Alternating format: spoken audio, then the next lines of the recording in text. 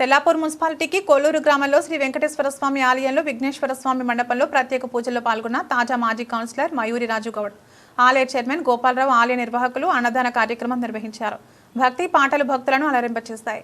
ఈ కార్యక్రమంలో భక్తి శ్రద్ధలతో పాటలు పాడిన వారు చందపేట అనంతయ్య, అల్లాడ నరసింహ, మేడిపల్లి కృష్ణ కూరుమ, శ్రీనివాస్, సుభాన్ రెడ్డి, కుమ్మరి నరేందర్, నగేష్ పాల్గొన్నారు.